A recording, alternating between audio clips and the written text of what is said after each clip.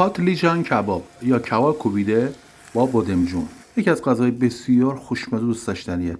اگه میخوای این کباب لذیذ رو یاد بگیری تا آخر این ویدیو همراه من باش. یه روز صبح گرم و بسیار آفتابی. الهی با امیدتا امروز قراره برم براتون یه خرید بکنم از بازار و پاتلیژان کباب یا همون کباب ترکیه‌ای رو درست بکنم. اینجا لشته نشاست، یه رودخونه است که از وسطش رد میشه و فکر میکنم کشاورزا بخشی از آب زراعتشون رو از این رودخونه تامین میکنن. جای خیلی با صفاییه، جای همتون خالیه. حالا بریم داخل بازار. دلار این بازارهای محلی رو من خیلی دوست دارم. توش هر چی بخوای پیدا میشه. منم خریدامو انجام میدم و سریع برگردم خونه که به غذام برسم. ولی خدای آدم خوش.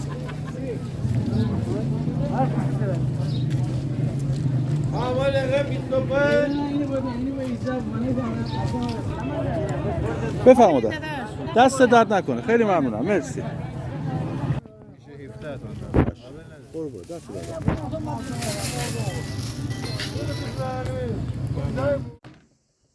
بعد از اینکه بادمجان ها رو شستیم به این شکل میبینی بادمجان رو به اندازه 2 بند انگشت مرتب جداشون میکنیم.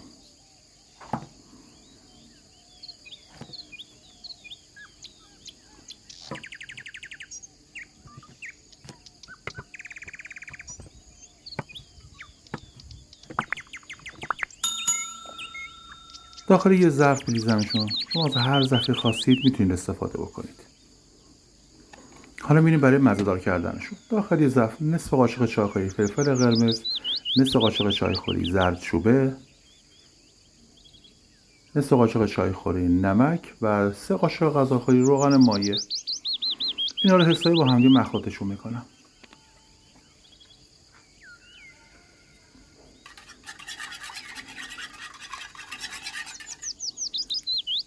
حالا میریزم روی بادمجون ها و بادمجون رو حسابی زیر و رو میکنم.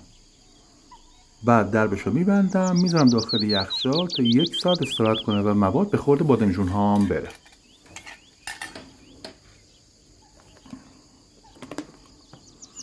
حالا میریم برای تهیه کردن گوشتمون. شما پیاز رو میتونید مثل من خلال کنید، بعد ساتوری کنید، میتونید رنده ریز بکنید، میتونید رنده درشت بکنید یا نگینی خیلی ریز خورد بکنید. مهم نیست، مهمه که ما یه پیاز ساتوری احتیاج داریم. به همین شکل. حالا گوشت چرخ کردم حدود 500 گرم هست رو بهش اضافه میکنم، مخلوط گوساله و گوسفندی. حالا یه چند دقیقه هم گوشت رو با پیاز با هم دیگه ساتوری میکنم. این ساتوری کردن قدرت چسبندگی خیلی خوبی به گوشتمون میده.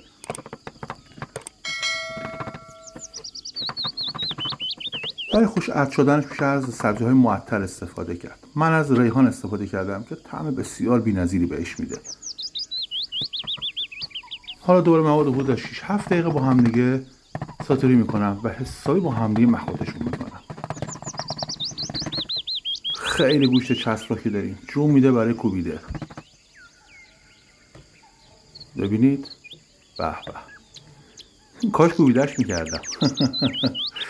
حالا داخل سیخمون 3 یا 4 عدد تکه‌های بادمجان رو به همین شکل میذاریم. حالا با بینشون رو طبق تصویر از مایع کوبیده که درست کردیم پر کنیم.